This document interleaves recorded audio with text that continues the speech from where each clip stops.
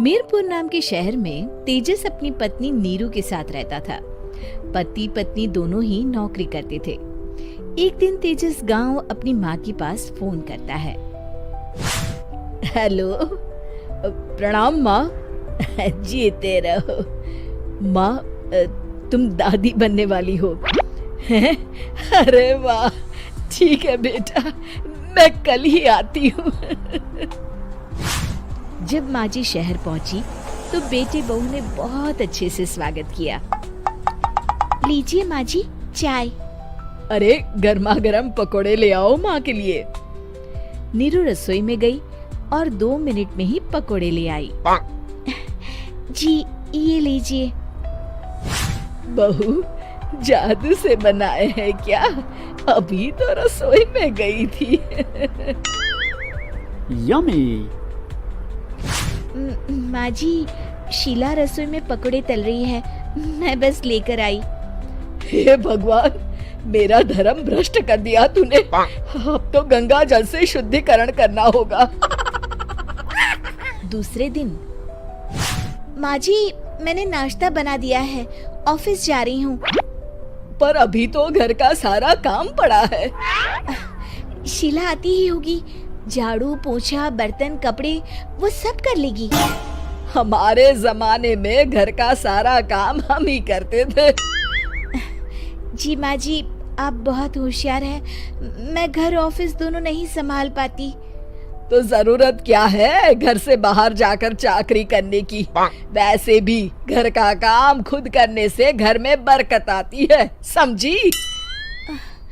पर माँ जी। पर वर कुछ नहीं, इस महीने की पगार मिले फिर ऑफिस बंद। हाँ।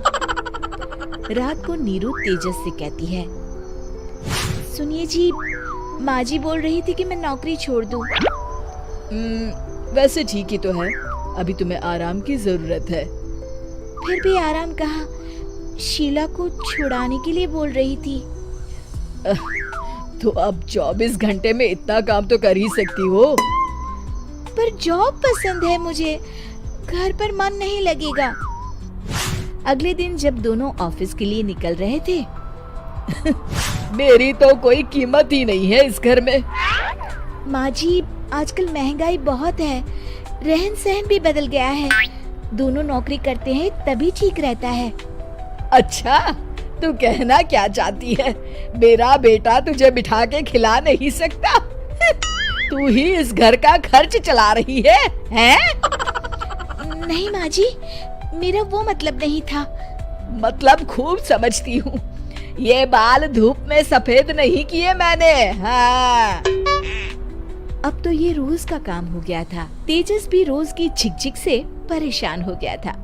एक दिन उसने कहा, नीरू, वैसे भी तुम्हें मैटरनिटी लीव मिलने वाली है, तो अभी से ही छुट्टी ले लो। पर क्या, मेरी सैलरी अच्छी खासी है। आखिर नीरू ने रिजाइन कर दिया।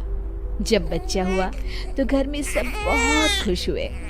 कुछ दिनों बाद तेजस फाइल देख रहा था। क्या हुआ तेजस, कुछ परेशान लग रहे हो? हाँ, वो हमारी जितनी सेविंग्स थी वो तो हॉस्पिटल में और छठी के फंक्शन में खत्म हो गई है नीरू। और अभी वैसे मंदी चल रही है तो मैं बोल रही थी कल मुन्ना को हेपेटाइटिस का टीका लगवाना है। नीरू, क्या पोस्टपोन नहीं कर सकते? नहीं जी, बिल्कुल नहीं। अब तेजस को समझ में आ रहा था कि उससे गलती हुई है। पैसों की कमी का असर घर के माहौल पर भी पड़ रहा था। अगले दिन, बेटा मेरा चश्मा और ये दवाइयाँ ले आना, पर्चा देते हुए माँ जी ने कहा। जी। तेजस, मुन्ना के लिए दूध का डिब्बा और डायपर भी ले आना, और ये किराने के सामान की लिस्ट है, इसे भी लाना है। तेजस गुस्से में लिस्ट मरोड़कर फेंकता है और चिल्लाता है, पैसे क्या पेड़ पर उगते हैं? ये ले आना, वो ले आना। अरे पर ये जरूरत का सामान ही है। वो गुस्से में बिना कुछ कहे ऑफिस चला गया। अरे लंच तो ले जाइए। नीरू दौड़कर डिब्बा पकड़ाती है एक दिन खाना खाने के बाद, नीरू, अब तो मुन्ना कुछ बड़ा हो गया, तो अब तुम वापस ज्वाइन कर लो ना जॉब। पर इस रिसेशन में जॉब मिलना बहुत मुश्किल है। ट्राई तो करो। फिर मुन्ना, माँ जी है ना, और एक फुल टाइम मेड भी लगा लेंगे। पर माँ जी, उन्हें तो पसंद नहीं।